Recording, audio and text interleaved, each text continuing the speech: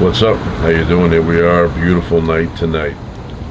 Sunday evening, around 11 o'clock.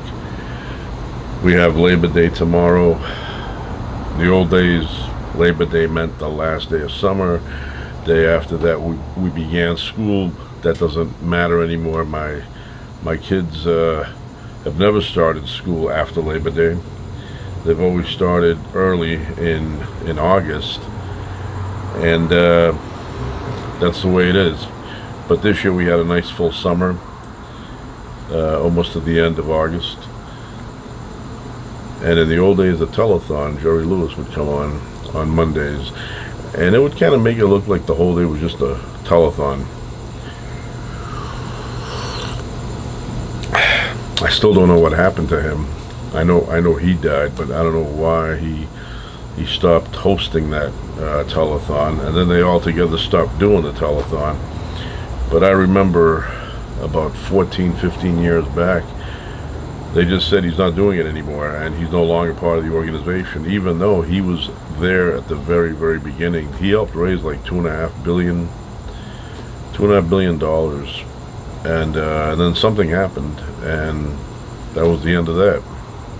So I don't know where they get their funding from now, if it's mostly government funding, or if they still have people, write checks and just mail them in. But I kind of missed the telethon. It was kind of like part of my childhood. I had a cousin. I still have that cousin. She's still around, and she would sell stuff, like stuff from the attic, stuff that they didn't want, like a yard sale. And I remember one time it was raining, and me and my other cousins went over there to visit, and she was selling stuff. Had like an apron on, had the cash in there with the change. So yeah, that's no longer. But back then, that was the tradition, the telethon, and the very next day after that, school began, the new year.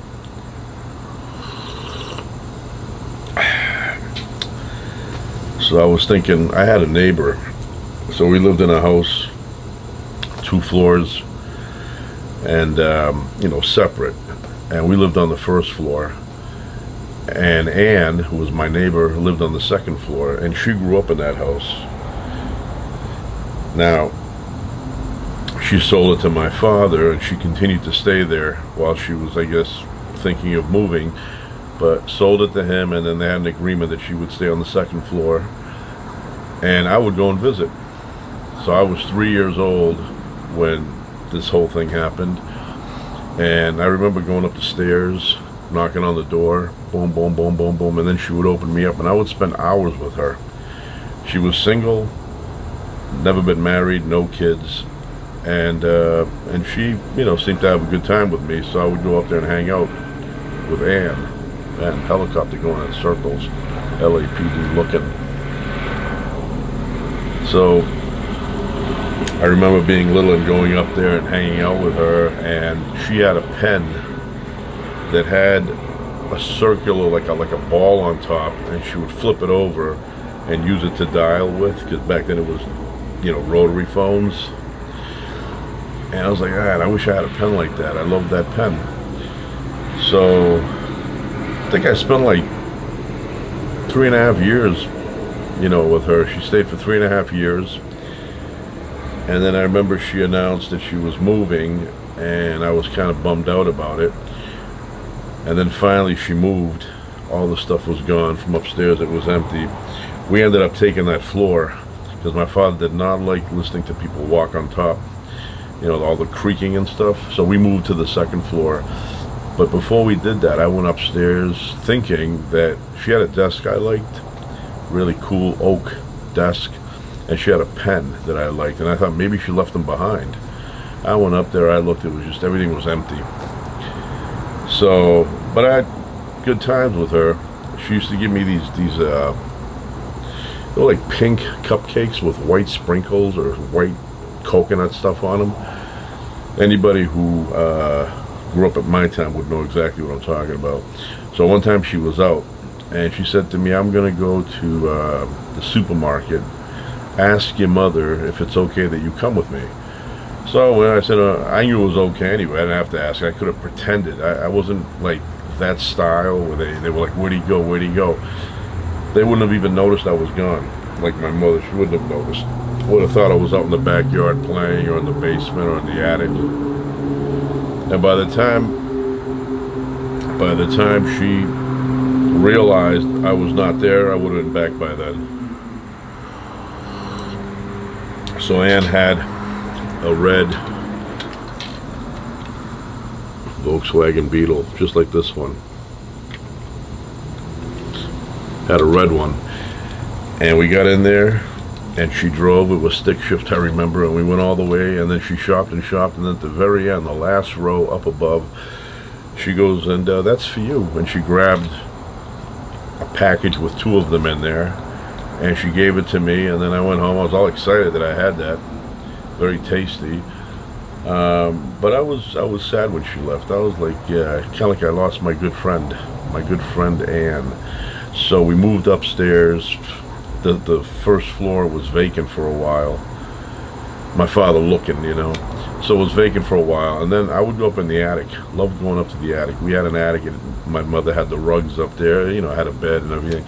So I would go up there and explore. In the back, there was a closet with a vent. And one time I was up there, and I opened it up, and I looked in cursive, that old-fashioned cursive writing that people used to do in the old days. Well, when they were living in the house, Ann and her father and mother, she was an only child, they went up there in that closet and they wrote their names up there and the date. I remember going up there and looking at it, and the date was 1937. It said Ann 1937. It had her parents' name and everything. The house was built, I want to say 1929, and then she was probably born in the 20s. So when she was like little, she went up there and wrote, that, and it was still there. And I added to it, in 1980, I added all sorts of things, not in that spot, but around the other side. And my father would always say, we are the second people to own this house. It was Ann's family. It was built then, he said, and then we moved in, and we got it. But we outlived. We were there many more years than they were at the end. But yeah, I had fun with her. And then I remember one time I was downstairs. It was me, my father, and a friend of his, and we were out in the driveway. My father was working on the car, had a screwdriver out, a wrench, and all of a sudden, car pulls up. She no longer had this.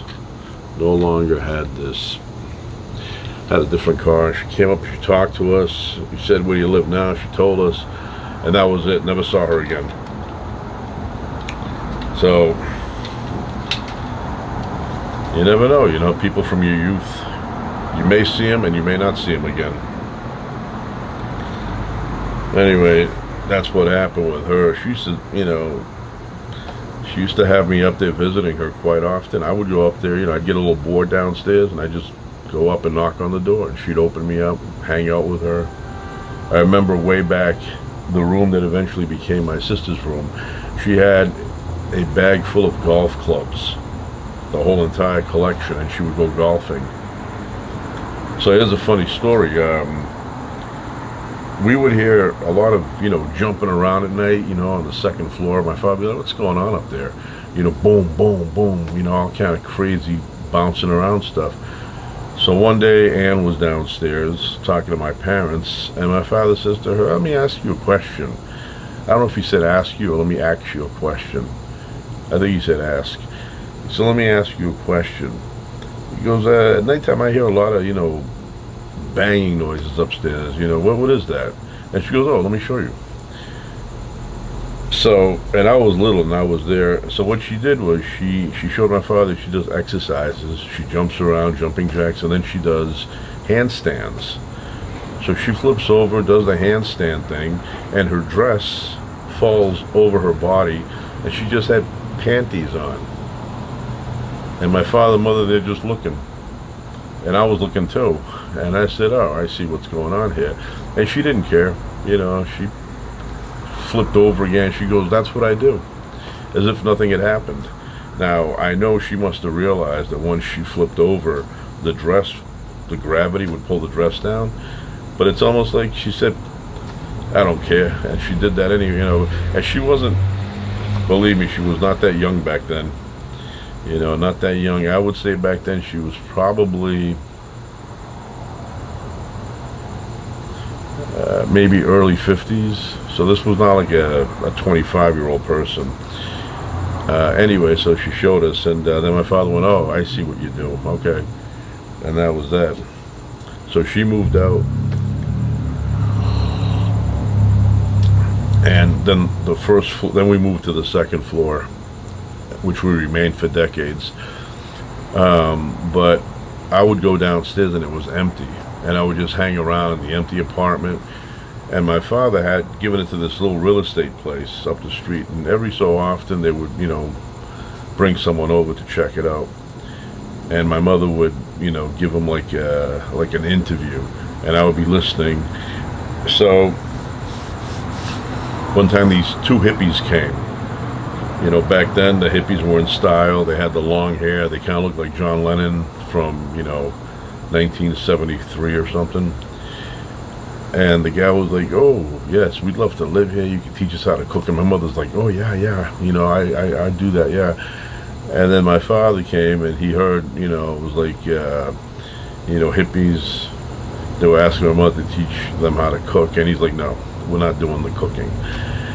And time went by and a few more people came. And then finally, this old guy shows up, and my father gave him the thumbs up. My father liked him. He was quiet. My father did not want parties being thrown and crazy stuff. He wanted somebody quiet. That's all he wanted was, peace. So this guy fit the quietness box, checked it off, and so he moved in. So my father, he goes, "Yeah, I don't need a deposit. He's fine." So he moved in and he stayed. That noise. He stayed for decades. Stayed for decades there, and then we had him there for a very long time. But you think of all the years and everything that's happened in your individual life. Forget about the history of the planet. And the older you get, the crazier you feel. It's like, where's this time just marching on, doesn't stop even for a second. All this stuff. I remember kindergarten. They did not tell me, like 2-3 months ahead of time that, listen up, in 2 or 3 months, you're going to go to school and this is how it works. And, you're going to go and learn math and all that stuff. So, it's just the way it is. No, I think they waited till the last minute to tell me tomorrow morning you got to get up and we're going to go to a place and we're going to drop you off and leave you there. We're kind of abandoning you like Hansel and Gretel. So that's, next morning I got up, and in those days it was like you had half the year, it was morning, and half the year you were afternoon. So I would get up at 8, 9, 10, 11. So at like 11:30 my mother would come get me and I'd go back home. But the first day was like freaky, tough to describe, but there was a feeling of abandonment. Like I felt like they literally dropped me off at the fire station in a basket and just disappeared. That's what it felt like. So I went in there, I didn't know anybody. My mother vanished. Teacher said, "You can go now." And I stood there in the middle like this, looking around. I didn't know anybody. And there was this Indian kid, and he was crying nonstop. I felt like telling him, "Knock it off. I'm here too alone." But he wasn't alone. He was there with his mother. She was sitting next to him, and he was crying and crying. And I said, "Well, I guess because he's crying so much, they're letting the mother stay." And then my teacher came in and she looked over and she told the mother, "You can go now." And the mother got up and left, and it literally felt like they were, abandoning us. Just the way it felt, I can still generate that feeling inside how it felt, even though it's been 100 years now. So I sat there, and the first day, we did the whole thing with, we drew a little design about a square thing, a rectangular thing on paper that long. She came and wrote our names, punched 2 holes with the puncher there, construction paper puncher, put a yarn around it, and then 1 week we wore that, said our names here. We did that first day of school is what we did. And I remember, felt awkward for a few, and then time went by like it usually does, and I started getting used to it. It got better and better. And I remember one time they gave us clay. Remember that clay in school was like grayish color, green, dark green, gray. And I found it fascinating, pushing it up against my front teeth and having my teeth sink into it over and over. And then I look over, and one of the teachers is like looking at me, and she came over and said, "Don't do that." And I said, "Okay." And I stopped doing that. And then another time, they opened up both doors. First kindergarten, second kindergarten had a big door thing that divided the two, and then they opened it up, and they invited first through fifth grade to come join us for something. And I could not sit still. I was going like, I was scooting around through the rows of children. Helicopters. And what happened was, I lost my class. I couldn't find them. I kept going around the class looking, and they were all big kids. Second, third, fourth, fifth grade.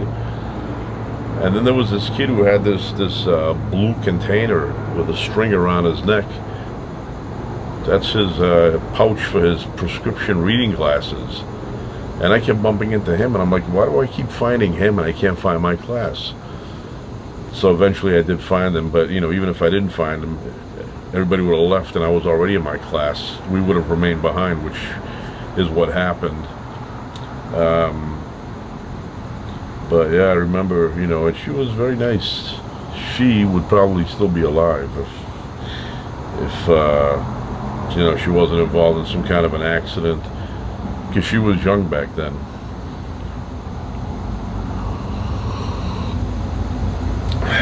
Then I went into second kindergarten, and she died. I remember reading it in the newspaper, the obituary. But she had more talent. She could play the piano. She was a really great pianist. She was like, and we'd sit at the end of the day and listen to her play. And then every day, about 2 hours in, we would take a bathroom break. And I remember she used to have these cone things, incense, and she'd light one up, and then we'd go downstairs to the bathroom, and by the time we came up, the room would be fragrant. Did that, quite often. And then at the end of the day, we'd all sit in the back there by the chairs, and every day somebody would bring something in. Somebody would bring an orange, an apple, something.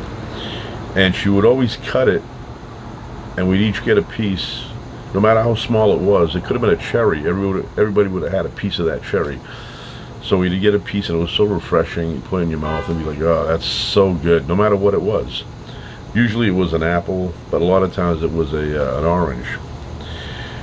But one time, and I didn't talk, in those days I was very quiet. I didn't want the attention. I was in the back. It's like, don't look at me. I'm fine. I don't need the attention. So one day somebody brought in buttermilk. Never had it. Didn't know what that was. And she said, who here, raise your hand if you have had buttermilk before? And I went immediately. I went like, I had it, right? Never had it. Made that up. I don't know why I even raised my hand, And she goes, oh, Nick's had it, She goes, oh, wow. So she goes, since you've had it before, you're going to be the first one to get a taste. So she had these little teeny weeny cups. She fills up mine, hands it to me. Everybody's watching me, see my reaction. I grab it, I take a sip, and she goes, is that the way you remember it? And I go, yeah, that's the way I remember it. That was the first time I ever had it, and I've never had that buttermilk stuff ever since. That was it. One time and one time only. Now, it may be mixed in other ingredients. Maybe if I had cake, they mixed it in, but I've never had it on its own ever again. And I don't even know why I raised my hand to say I've had that before. Never happened. But another thing that sticks out, second kindergarten, officer friendly. I was one of those kids that explored a lot and was on my own a lot, but I was also very cautious with strangers. I would not allow myself to be put in a position where, I get in the car and I'd be, oh yeah, I'll get in the car with you, give me a ride home. Never did stuff like that. I always looked both ways before I crossed. So I knew all that stuff, and all because of Officer Friendly. So in second kindergarten, they had a cop called Officer Friendly, obviously not his real name. And he came there and he told us all these things about how to be safe, how to avoid strangers, how to avoid being kidnapped and all that. And I was listening. At the end, after he gave that long, talk to us, I said, oh, that was cool. So he goes, and now I'm going to pass out some coloring books. Well, he passed, everybody got a coloring book. My coloring book had a dog ear, it was bent, the cover, and it had a crease. And I go, I don't like that. So I thought about it. I said, you know what? There's like 50 stacked up on the table next to me. On the way out, I will put mine down and I'll grab a new one. So the bell rings. We say bye to Officer Friendly. He goes. I'm right next to the door to leave. So I take my coloring book, I put it down, and I'm getting ready to grab a fresh one. Just as I put it down, I hear the teacher, who was like behind me. I didn't see her. She's like, oh, you don't want it? And instead of me saying, no, I want it, but I want a good one. You gave me a one with a crease. I don't want the crease. Instead of doing all of that, I was like, no, I don't want it. And she goes, oh, just leave it there. She probably said, what kind of kid is this? He doesn't want a coloring book? What's wrong with him? I wanted it, but I didn't want to make her feel like she was wrong, assuming I didn't want it. So I just said, yeah, I don't want it. And then I could see myself as a kid just walking away from it and wishing that I could turn back and grab the fresh one. What I should have said is like, look at this. Has a crease, has a fold. Somebody folded it. Give me a good one. And she would have said, oh, there's a bunch there, grab one. Instead of that, I said to her, no, I don't want it. So, you can't go back in time and change that.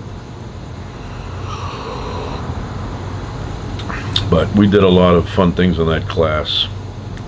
There was this thing, I don't know what it was. It was like a merry-go-round. You'd grab a rope, like a ribbon from it, and it was like an umbrella thing, and you'd go around and around and around with that while they played music. Yeah, it was, and by that point I was walking to kindergarten. My mother had said, do you think you can walk by yourself to kindergarten? I think I can do that. So I began to walk, and it wasn't just me, other kids too were walking. A lot of people, they hear me say that, they're like, well, you're afraid? No, but it wasn't me only. It was a lot of kids that would walk on their own. I'd see them walking up, and when they'd leave on their own, go home. Different time back then. It's tough to explain that to somebody that was born 10 years ago, 15 years ago. They think it was always like, your parents shadowing you around, arranging playmate days and, all that stuff. Gonna play with your friend, there's gonna be a play date. I'll arrange it, call up. We didn't do any of that.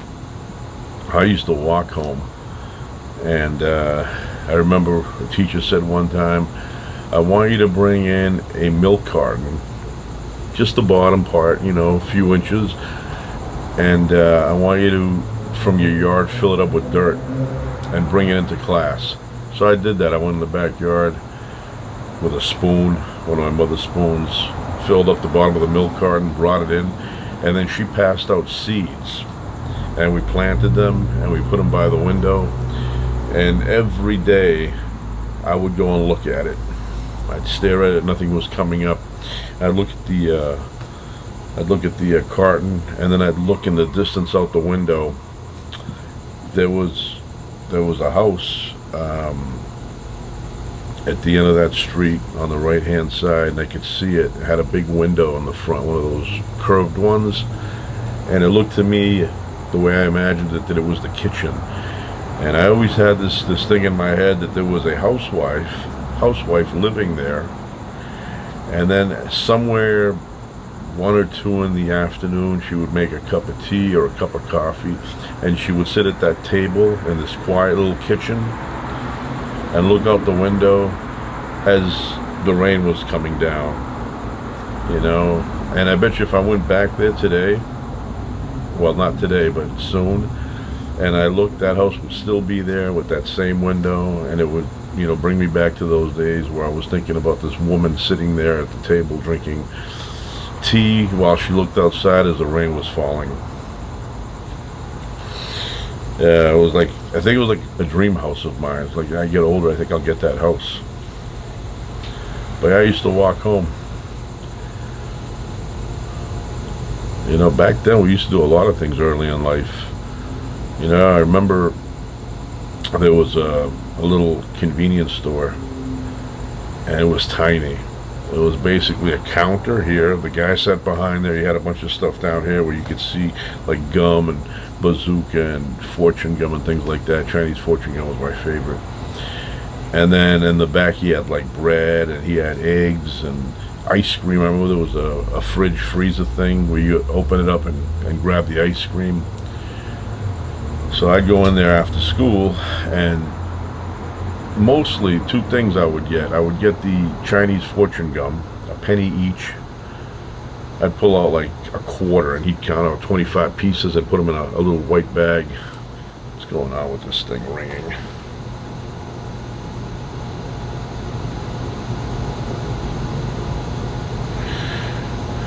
My bride.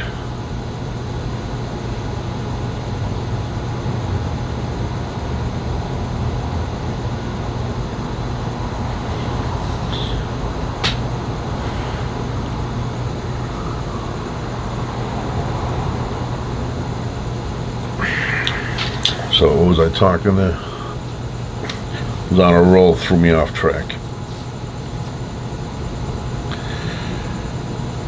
Sure, if I watched this I could figure it out, but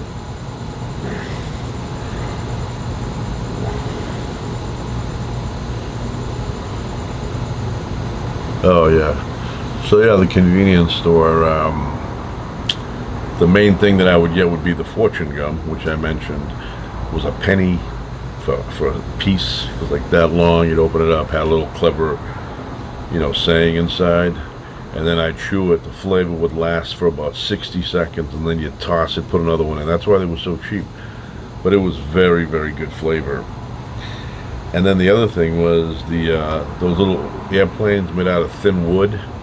You'd put them together, so the big wing would slide through, and then they had a little pilot thing in the front there, red. You'd stick them in there, then you'd throw it, and the thing would just glide around. But a lot of times when it would hit the ground, it would break the back wing or something, and then you just crunch it up and get another one instead of gluing it together.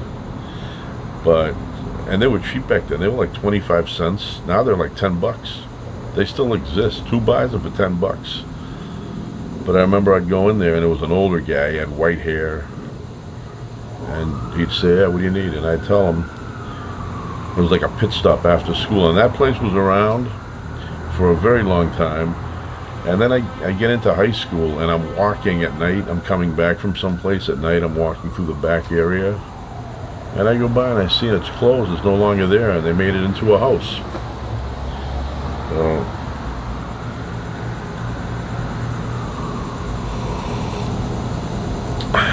but those were good years. Those were good years. Different time, different feel. Very tough to describe. They gave a lot of independence to kids back then. Once you became 5, 6 years old, they were like, go play somewhere. Somebody speeding. And they didn't even care where you went. They didn't really ask where you go. At least my parents didn't. And everybody I hung around with, nobody really cared where their kids went to play. I got memories when I was like 5, 4, and I remember being at the end of my block, hanging out with kids that were a lot older than me. But it wasn't, like I said, it wasn't just me. There was a lot of kids that were little, that you'd see them just all over the place. There he is. And that was me too. They'd say, "Up, there's that kid again." But the railroad tracks, they were huge. I'm still a big fan of trains. Everything about them, freight trains, light rail, everything. Subway systems, I love them.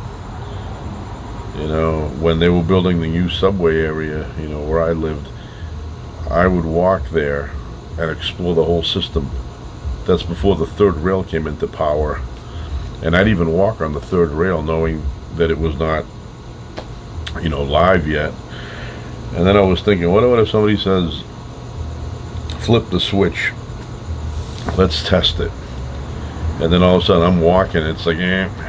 But I think you have to touch, like you have to make a connection with something in order for the electricity to go through. I don't know, I'm not going to try it, but, you know, they always said if you jump and grab a wire, but your feet are not touching the ground, then you'll be fine, because it does not complete a circuit. But I don't know.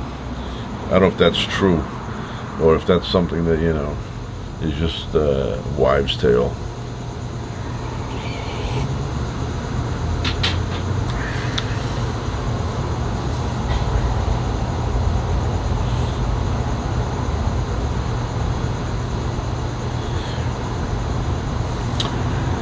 So tomorrow is Monday, and that to me is the official start of the school year.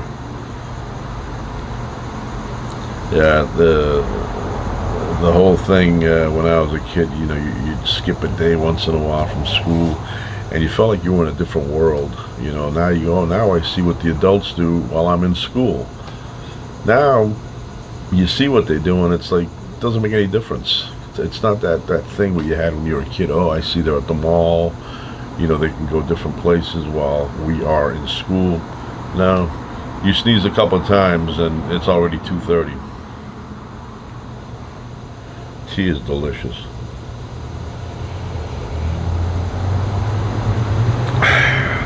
Anyway, that's it for now. Ciao.